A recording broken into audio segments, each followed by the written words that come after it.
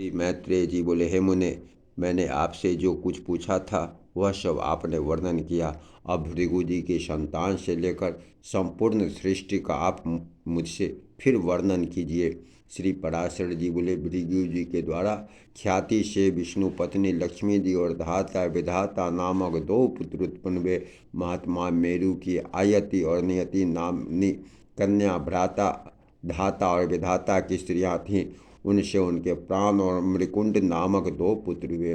मुकुंड से मार्कंडेय और उनसे वेदशिरा का जन्म हुआ। अब प्राण की संतान का वर्णन सुनो।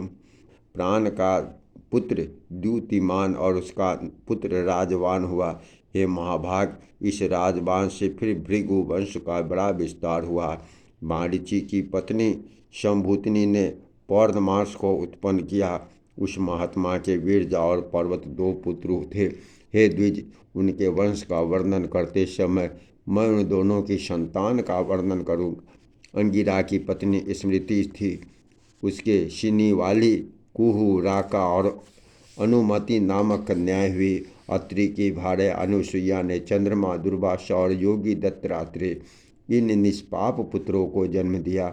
पुलस्त की स्त्री प्रीति से दत्तोली का जन्म हुआ, जो अपने पूर्व जन्म में स्वाभो मनवंतर में अगस्त कहा जाता था।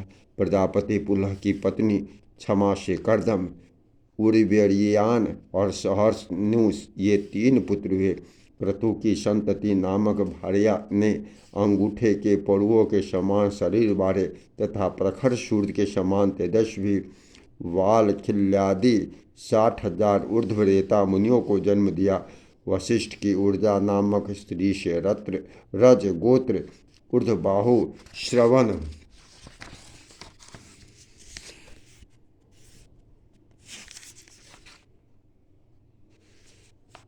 अनध, सुतपा और सुक ये 7 पुत्र उत्पन्न हुए।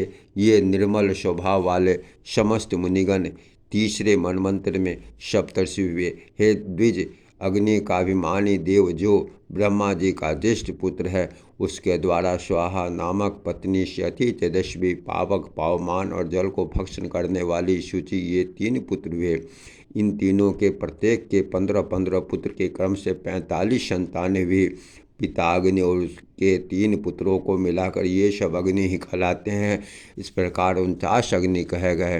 हे द्विज, ब्रह्मा जी द्वारा रचित किए गए जिन अग्निक, अग्निस्वाता और शग्निक, भविष्यत आदि पितरों के विषय में तुमसे कहा था, उनके द्वारा स्वधा ने मेना और धरणी नाम की 2 कन्याएं उत्पन्न की।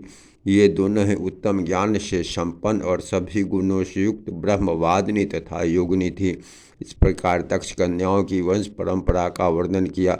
जो कोई श्रद्धापूर्वक इसका स्मरण करता है वह निसंतान नहीं रहता है।